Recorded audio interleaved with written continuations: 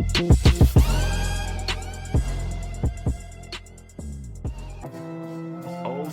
let them OD. OB, don't let them OD. I'ma tell on you, boy.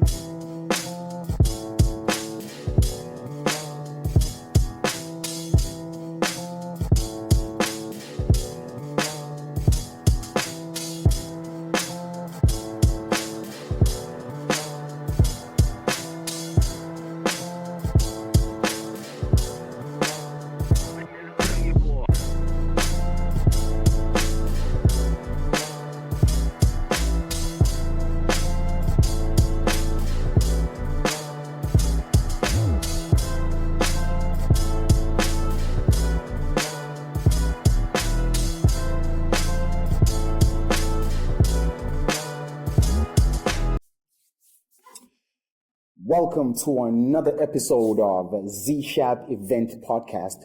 I'm your host, SmG The Rapper, and today, Petty Ghost, Yama Ghostin. Umchita is an event organizer and also is endorsing dance music, Gqom, and he's giving it this vibrance and is also giving it a concept that allows people to actually reap the positivity out of Gqom. Perfecto, Mlu. How you doing, my brother? Good, thanks, man. How are you? I'm good, man. Yeah, obviously, I'm a ghost here made out of different things, and more especially with things that you actually do on a daily basis, and also the presentation that you have to the people and the masses, and how you actually present yourself and what you do. Yeah. But otherwise, thanks for coming, and also thanks for making sure le interview le yenzeka namhlanje, because lo muntu usuke egoli bafethu, so sila eThekwini not by mistake but by making sure we're fulfilling a promise to you guys, because I definitely did give you guys a promise that we're going to be bringing something different, and also each episode we're going to try and go up a notch. But before we go further, please click on that subscribe button at the bottom so that we can get this algorithm going. But otherwise, Lou, from everything that people call you, they call you Perfecto Mlu. Yeah. That's my stage name. That's your stage name, right? What is your real name? Mlungisisbi. Mlungisisbi. Yeah. Yeah. So from Mlungisisbi and your background and everything that is happening now, I just want to understand exactly the person that you are, so that the people can understand exactly the person first before the actual product that you bring to the table. So where are you from? I was born and raised in Showe. Well, I was born in Showe. I wouldn't necessarily say fully raised, because when I was 12, I came up to Durban, Zofunda, up until, how old was I? Okay, I think I just know the years from 2004 till 2011, 12, Durban. Prior to that was a show, and then and then like from 2022, I know my OP. Up and down. Up and down. I'm not really bound to anywhere. Yeah. But that's also by choice, because things are moving a bit and I need to move with them as well. Yeah. It's more of like you settle based on the influence of things that surround you, or the things that you at that time. Sure. Now that's actually a good mindset, because I mean you find yourself in a position where zomelu uguti usuge from where you are, so that you can influence something for your own progression. It's the idea.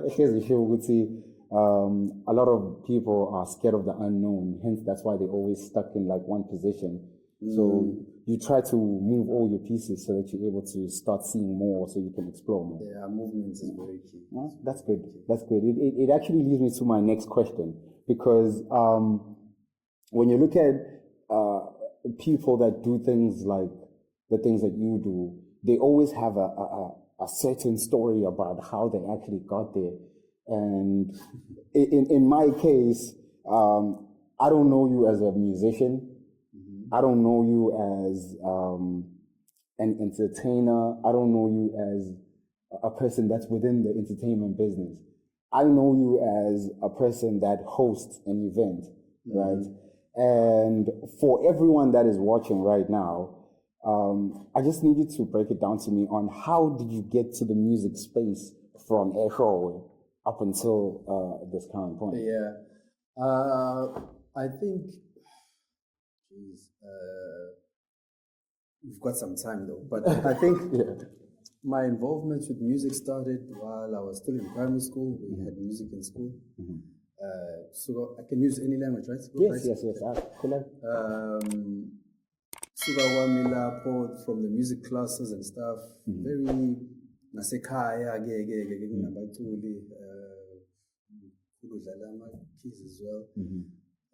So I visited Tegwini, studied in Durban. I think my connection with music was from a DJing point of view in Durban. Took that and reapplied it into the study of music in Joburg. I left here and went to Soul Candy in Joburg. That's my initial formalization of the concept within music as well. Then when I finished there, sticked around a bit, did a lot of things which led me to here. That's pretty much it in a nutshell. I think my journey has been from listening to music to playing the music to attempting to make the music to now finding ways of sharing it as well. Sure. Yeah. So, like, from the sense of you listening to music, what type of music was I listening to? were you listening to that got you to finally getting to the music that you are endorsing now? Everything, bro. Everything, bro. Because I remember there's a time my younger sister was reminding me about how we used to tape my top 10, my top 30 over the weekend that used to happen. Yeah. So there was a way to record that on cassette. Sure. But we would take turns. She would have her day where she goes and does that, my day, and then we have to compare with saying which ones are more fire, you know. Yeah. So I'd say easily the popular stuff,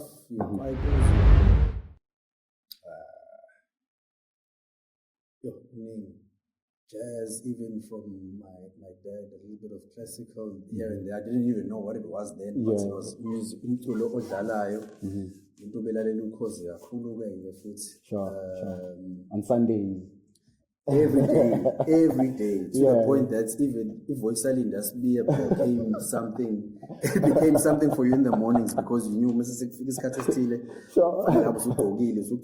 or whatever, you know. So I think indirectly tuning into the sound of music was by default. Sure. But those are the type of musics. I think then only later I started selecting what I wanted to listen to. But I had a very, very, very deep love for dance music at some point, and through house, then developing into everything else. That's how. No, I feel like a lot of people are really influenced by the ancient or the old school radio vibes. You know, like, because that was like our social media at that time. 100%. Because a lot of these songs that we're playing back in the days, you can also find them getting remixed nowadays, you know, just to bring back that old school vibe that people used to hear on radio. Now they're trying to incorporate it and create like this new style, you know.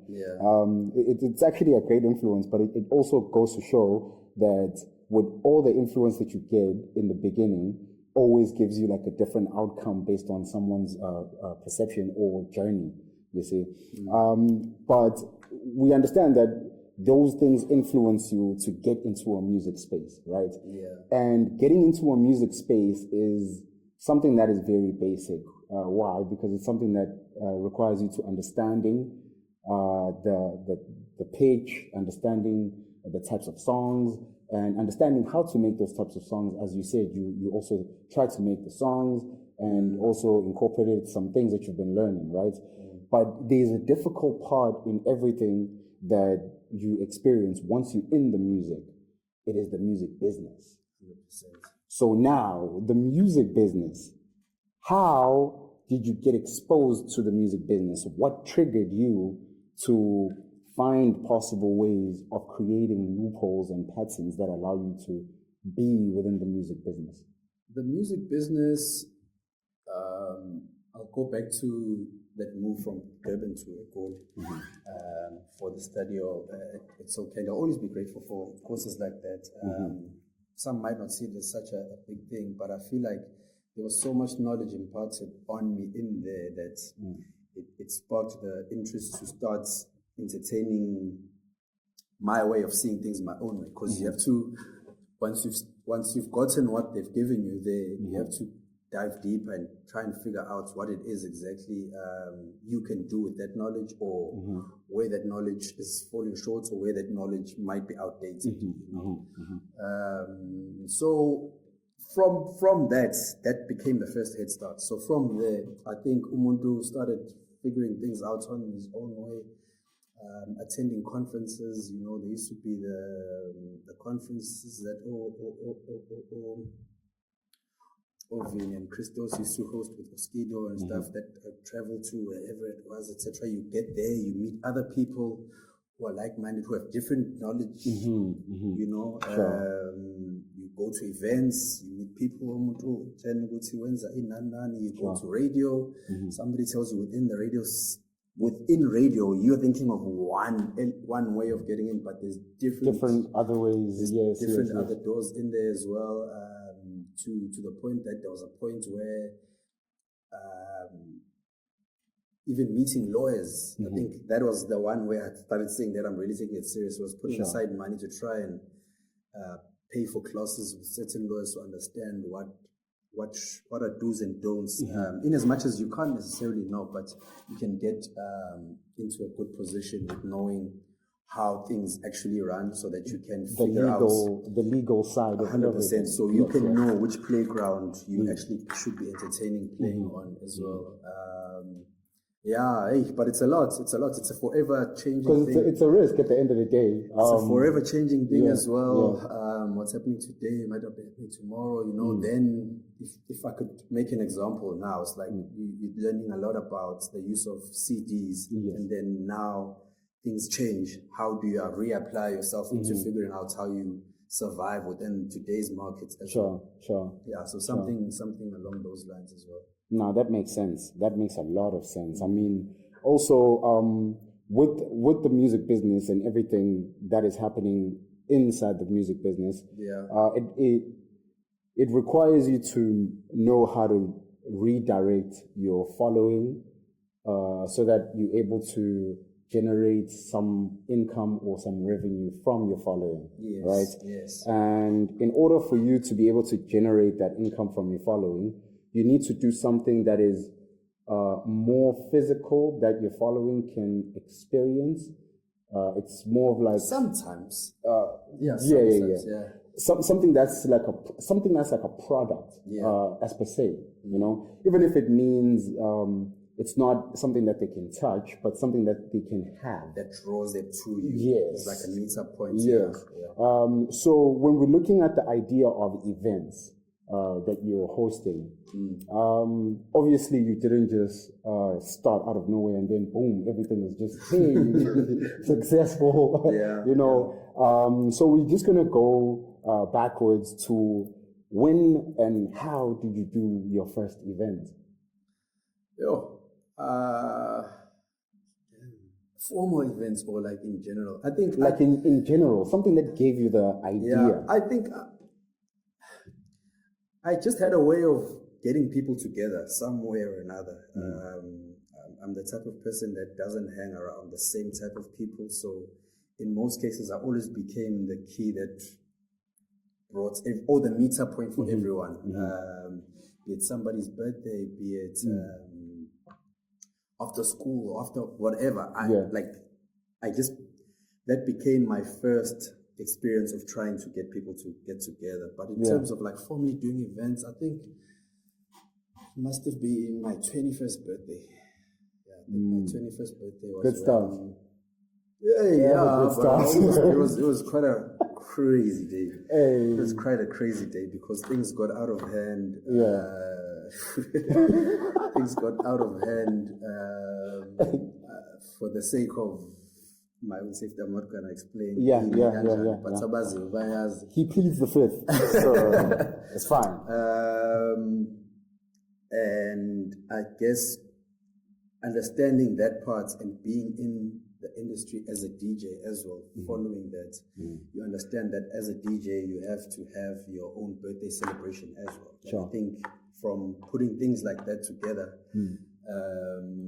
you end up realizing that it doesn't necessarily have to be your birthday only. It could be a launch of some sort. It could be, for whatever reason, celebration of the crossing over into a new year, etc., etc. And then only then you start understanding that there's many other ways that your way of bringing people together can live on other days as well, as opposed to just your birthday. But the birthday was the one where I felt like, no, I understand that this and this needs to be done, understanding that there's something like tags that need to be there. There's, all these different things that you wouldn't have thought thinking of before. Before you're saying, hey, Sila.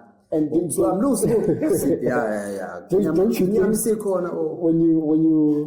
when you actually realize that, hey, this is my first one, but I can do the second one.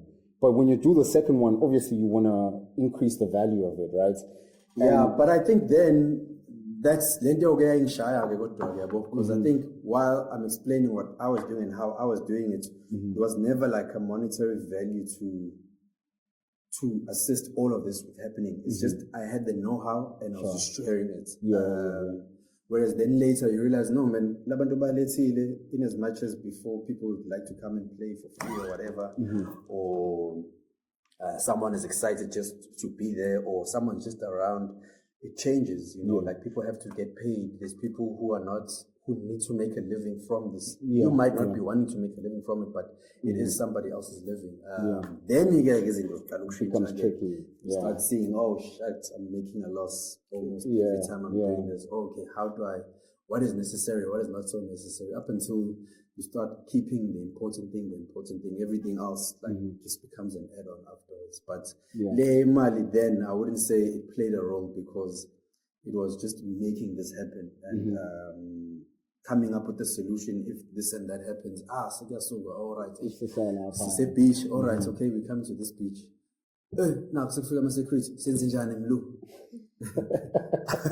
Solution maker. So then I must start thinking, okay, all right, no, we're going to so and so's place. All right.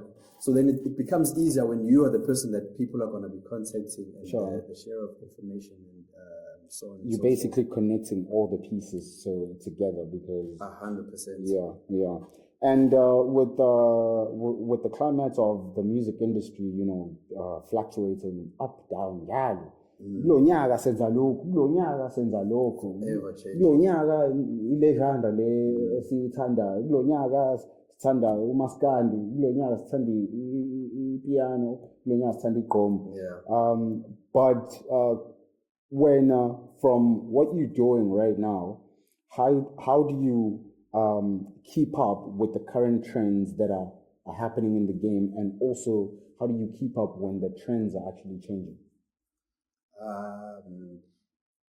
I think I don't really know yet, because it's still fairly, with this specific chapter that we're talking about, being Gqom Therapy that we're speaking about now, I can't really judge yet, because it is still something that the good thing of it was there was nothing of that nature before, and it was seen as an outcasted genre altogether. Dress up in the way that he's dressing it up and making it cool. It's become what it's become. But I think for me, it's creating a strong network of loyal people around you that are coming for the sake of, and for I'm using loyalty quite what you call ngisebenzisa ngendlela engafuni ukuthi abantu beyicabangisise ngazo you have to be loyal to the brand and come all the time. Yeah, It's just that there is a certain sense of knowing when you do something, there's X amount of people that are guaranteed to come. Other people will come and may not come. And that's exactly how business works. You have to cater to someone's needs. If their needs change, it's up to them to figure out where they're going to find what they need at the time. But for now, the people that I'm finding are people who are understanding what it is that I'm putting out, because it's something that I felt I needed as well. So in so doing it, it's kind of like finding people who are like me, because whatever I'm doing, it has to resonate with you. So it's solving the questions and problems I have. So if it's doing that, I just need to find who else is in the same mindset as you. So the longevity of it, I don't necessarily know. Probably would be great, because I feel like it's such a mind-blowing experience. So many people get to meet each other, the experiences that people share, the connections that we make as well, etc. The exposure as well to like more people, more than just having those loyal people that definitely. Because the whole concept was to kind of bring people, and then those people will tell one or two other people, and then those one or two other people have the potential of telling another two people or one person. And they bring people. Those people that they bring might not be people that like it as well, in as much as I might know, but they might not know. But understanding that as well, because you can't necessarily think just what's there is what will always be there. It's just kind of always figuring out ways of making it quite interesting and important. It's just, as I'm saying, the disconnect I still feel like the person that used to bring people together back then, where you didn't have to worry about how you're gonna cover the venue cost, how a flight's gonna be handled, accommodation, because that's not paid for by the goodness of somebody's heart. Somebody must actually pay, and then you need to settle that as well. Sure. Now that makes sense. Since we are speaking about Gqom Therapy, I just wanna understand the idea behind the name of the event. What is therapeutic about Gqom? Everything. everything. As a frequency, I feel like it's got a lot of healing powers in it. When you allow yourself to be submerged within the sound, and because I think simulating it and figuring out what therapy is on its own, it's quite a personal experience as well. So allowing music through sound, music can do a hell of a lot of things, and I feel like that's why I matched both, because I had experienced it in my own self, as well, where you go in a different person, come out a totally lighter and better person, because you've allowed yourself to just get taken on a journey. And in most cases, I think knowing the music wasn't first priority. Then when you encounter Gqom, it's more you listen sharp, but then the music's gonna tell you what to do next. You don't know DJ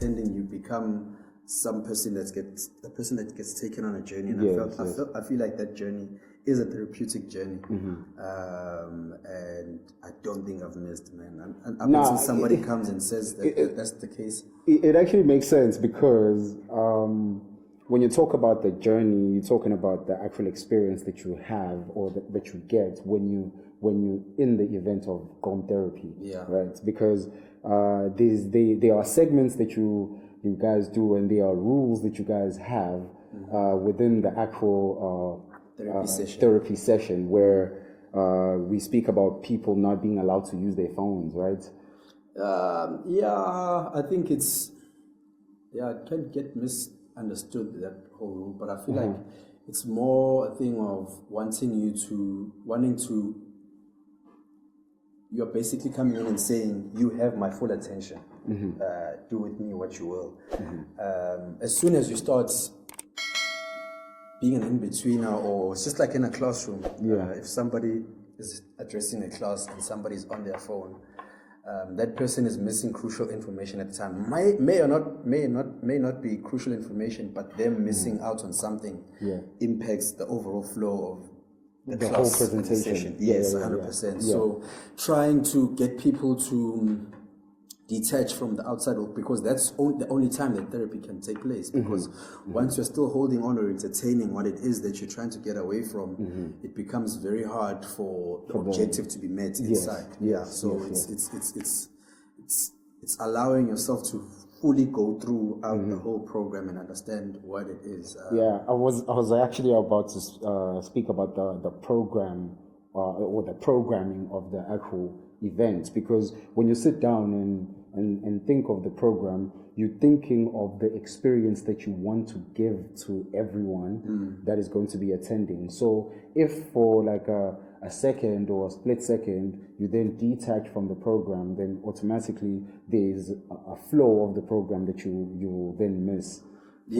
I guess so. And for some people it's a good and bad thing, because for some people it's a time for them to express how good they're feeling, maybe, or like, wow, this is really it, or but we just like it not to be in a space where everybody can be influenced by what you are doing. That can happen in a different space, where you can leave the dance floor and then be within a space where you can contact other people, etc. But there, like, just even ifana nani lento lena, if sihleli kwiteksi sonke and California yakho, like it or not, no matter what besicabangile, we are gonna listen to your conversation. You have drawn the focus is no longer in sizofika kuphi. Uthi check ukuthi stop sami nyanga edlule yini. Let's check out wena ukuthi nosuthe usemall, there's no mall around us right now. You know, now we invested in what you are doing. Just invested.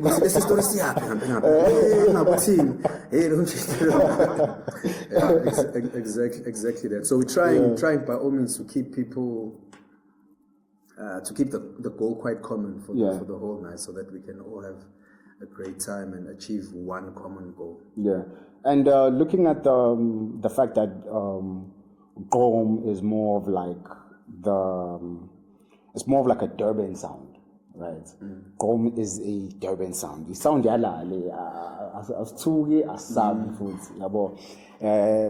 can't just say Durban, but I could say it sounds as a KZN, because this scope That's Africa. So Tina, in Durban, like for instance, Mina, I was exposed to Gqom from a young age, like go 2002, where we I think 2002, 3, 4, 5, around there, where we exposed to dictionary, where Maui Pantula Noma ushaya isibhuja noma ubhenga mfethu, it's like we ghost nje elokishini yabo loo nto leyo. So Tina, we have that influence of Gqom like Tegwini by nature, right? But when you are doing this Gqom therapy in Johannesburg, and currently right now, Ijozi is infested with Amapiano. How do you manage to compete with that, or how do you manage to separate yourself from that whole audience and still be able to keep your concept going? Well, I guess it competes by default, but the aim is not to compete. What makes it easier was I myself, as I was saying, as a person that is addressing myself in doing this as well, I myself would go to these events or try and try and get, because when you go out, you want to have variety sometimes, or sometimes you want to have focus, but you never would get an opportunity to hear Gqom Theraphy in a way that you would hear it here or in many other places, because it just becomes something that is like a 5% of the night, or squeezed in. Nakhona futhi, as you're saying, if another genre is dominant and maybe the headliner is of another genre, uma sekungena Gqom ngiba u4 noma ngiba u5 enijabulela leyo 30 or 45 minutes, and awuyitholanga into obukade uyifuna kahle kahle, awuyitholanga kade uyifuna, so it gives an opportunity for you to focalize and say no. Actually, how would it be if we were to put something like this aside in a way? And I think it wasn't only myself that was feeling that. There's a friend of mine who was a person who loved Gqom kakhulu, because we used to share stories about how our interaction with music had been prior to moving to Joburg as well. Yeah. And those days there was still an event called Spiritual that I was doing, and into ayikhala ngayo kakhulu ke was because then it was very Afrotech. Very Afrotech. Sure. It's an I know when fage neGqom phela sometimes, you know, like I feel like it's almost getting there, because Afrotech is scope. Yeah, because because so fika sisha event ibe khona, next thing sesiyahamba, we're leaving, and then sizodlala somehow in between. It's like, I feel like this is where it kind of getting to, but it doesn't get to that. Yeah, so up until, and I think at the end of the night, I would play, and I would then mess around with playing anything, because now the Afrotech program is finished. Now singing, I guess, my... So, okay. Yeah, that's what you... And then you realize, actually, no, people do really like this. It's just that it's a hell of a risk, though, to put it together. Up until brainstorming, working on how something like that could happen came about. And when it did come about, nakhona, it was in a strategic way, because I was like, what's the best way to get people to be a figure? But no, actually, it's better to do it in and around when my birthday is. I will always focus on my birthday. Yeah. Because now there's like a buy-in from someone saying, no, I'm just coming to celebrate it. I'm just here to, you know.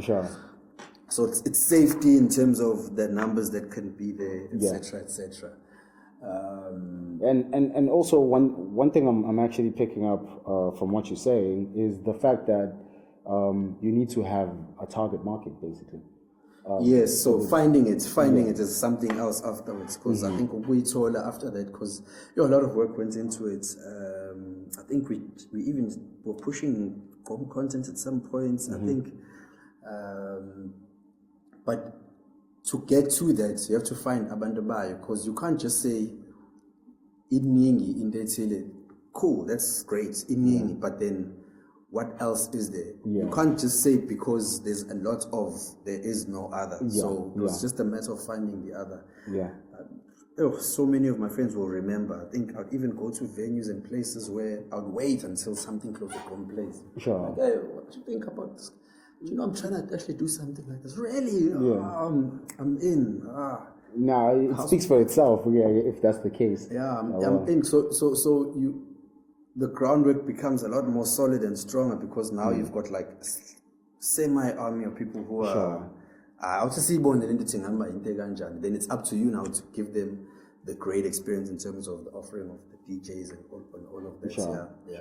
So moving from that position of saying, hey, I like it and when Zamugul somehow, I'm like, we can't actually put it in as an add-on. It has to have... It needs to be the main... It has to have its own plate now, completely. Because Gqom Therapy, track number 1 till the last track, Gqom. One way. In its all its forms. Sure. That's exactly how it must be, so that it's represented well. And I think Uguti Lingabi eThekwini, it's on purpose, or eThekwini or anywhere else where Gqom corner. It's to understand that we are bringing it into a space where it's not living for people that are wanting this, but now imagine useGoli uzulalela igqom fanele wenzeni, you have to book a flight, you have to book a zonke lezi zinto is unnecessary, whereas if someone can make something happen for you and it's closer. So that's angithi that's what you do in business. And awufika ufica umuntu odayisa iqeda bese uzodayisa iqeda kuze kwakhe. Uqedana amakhekhe. No, yini ehambiselana nalokho. Dingakala sweet, okay, Exactly. So no, I actually understand. And for the fact that you did mention a few people that you work with, you mentioned right? Yeah. Also, from what I want to understand, with Gqom Therapy, you have a designated team that you work with that supports you with the whole process, or does Gqom Therapy not happen without you being there? Yeah, it's unfortunate though, because I feel like I do get tired of being involved in the process. I would love for it to get to a point, probably could be my goal for the next year, to not need to be there and things can still happen. But for now, I complain about it a lot, even with my friend, about how I need to be doing a lot of the stuff that can be delegated. But the thing is, sometimes delegating can be good and bad, especially when the results aren't met. But there are people that work with us, like from door lady to social media to. But you need to be involved somehow because you want the language to be the same. Sure. To driver that you want to be a constant person, so that even when the guys are coming back into town and they're booked, it's relatable, sure. Their needs are easily met. Is it good?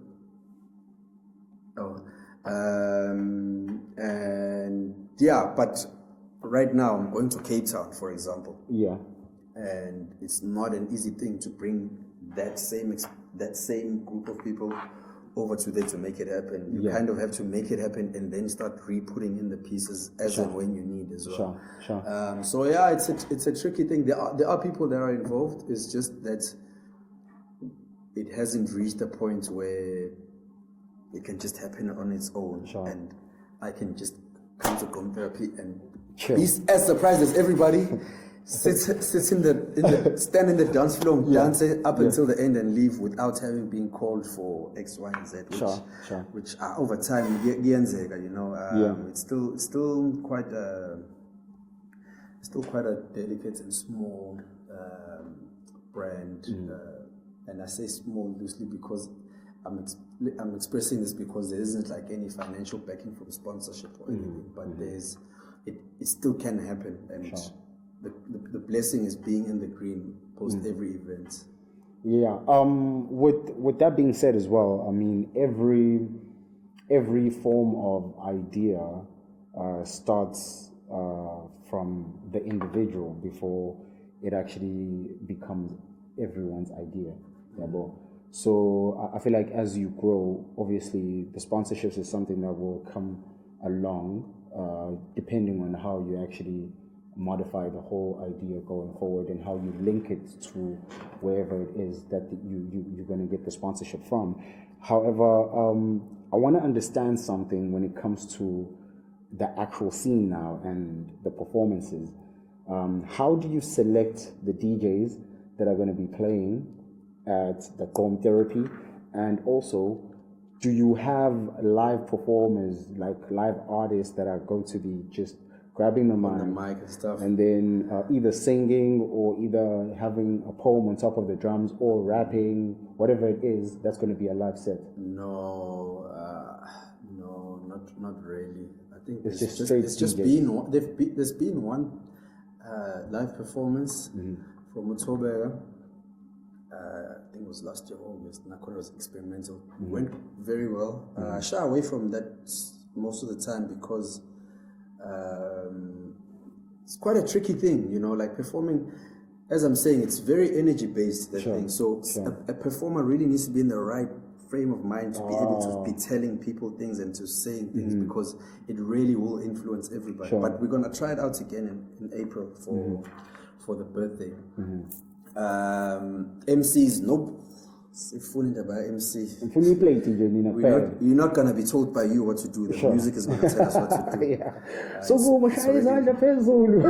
That happens indirectly from the crowd. Yeah. Because of the music that's leading. Yes. If someone says something that you resonate with, you'll start seeing it happen. Sure. By default, MC. Sure. And anybody can be the MC. If you are feeling something at some point, where you're like, yo, that yo, be a wave, 100%. It's real. It's real. What you're feeling is real. Yeah. Now it goes back to the therapy question of the actual session. That makes a lot of sense. Before we get there, Mlu, and before we say goodbye to the people, how do you sell your tickets? Online, that's the best way to get them. So I think if you follow Gqom Therapy via @Gqom Addicts on Twitter, Instagram, TikTok, or myself at @1_perfect_moment. But generally, there's a landing page on Howler, which is keymusic.howler.co.za, and every key music event will pop up there. But may or may not be using Howler for the rest of our lives. But for now, that's where you access it. Other than that, you get to the door. But to get the door tickets, there's only a limited number that actually get put aside for people who've decided on the day that they want to come, or a new person who's never heard about us and just pulls up with someone else. Maybe they may have been on a flight with the artist, or maybe they may have seen me at a certain gas station, and then you just invited them. We see you guys are excited, so it allows for that. But for that, you have to put up quite early, because those sell out quite quickly. Other than that, you wait for somebody to tell you about it. And I'm not too heavy about trying to convince someone to come. I'm not going to come to the chair and tell you it's amazing, you have to come. No, if it is you don't need it. It's actually fine for you not to come. If you're fearful of certain things, by all means, just don't, because you're already coming there with the wrong intentions, and it's going to influence you in multiple ways. Don't understand why. Someone with the need to really, who feels like, I really want to receive therapy. Let me try this form of therapy, because there's many different types of therapy. Then you get figure, but I just believe somehow the information will find you. And somehow you know about therapy. So when we are figure, no more figure also figure in as well. Also, Nati, Laikaya at Zishapp, we also have an app that basically allows you to plug in your event. You can sell your tickets there. You can put in your details. You can put in the coordinates of where the event is. And anyone that has a Zishapp app and looking for something, they can find you there. They can purchase the tickets. Either also you can have an option where you give people direct communication to you as the organizer, so that you're able to interact with the audience that is interested to your stuff. You can have the app on your phone. You can go through the website. And also, it is very viable when it comes to sharing as well, so that it makes it easy for people to connect to it. You can get stuff through QR codes. You can go through links and stuff. I'm big on QR codes. I feel like QR codes are like the new way of just connecting everyone easily, because it's just camera, snap, and then gone. You see. But other than that, it's been a pleasure having you in our talks, and it's been months speaking about this day, but I'm very, very grateful that it has actually landed, and we're able to speak about this. And for you guys at home, and for you guys that are actually watching, or if you're not watching, or if you're not watching and you listening, by any means, including no Perfecto Mlu, and it's been a pleasure. And also, thank you very much for tuning in. And before we go, make sure you click on that subscribe button. And Mlu, Baktolapi on social media? At It's Perfecto_SA on Twitter, at _perfect_moments on Instagram, Perfecto SA on Facebook, and yeah. Otherwise, I'll get all the Gqom tags. Addicts everywhere. I'll get all the tags. You're gonna see them right here. What the right said, here. they must find me at Gqom Therapy. I don't want to interact with anyone anywhere else. Just find me there, buy your tickets as well. Straight up. Oh, wow. You heard it from the horse's mouth. You don't even have to find them. Just get yourself a tickets and go experience this therapeutic moments that they have. And also, thank you very much for tuning in. My name, SmG The Rapper. And we are tuned in and we're about to bounce at Zishapp Event Podcast. Peace out.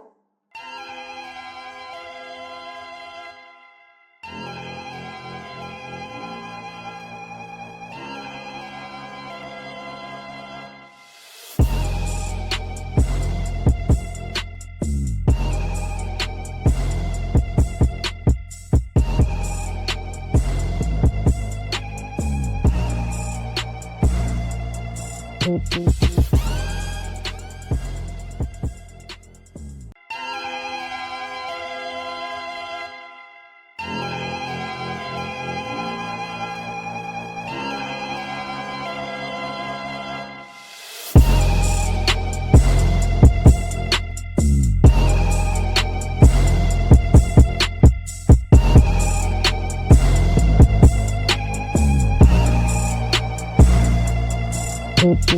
you.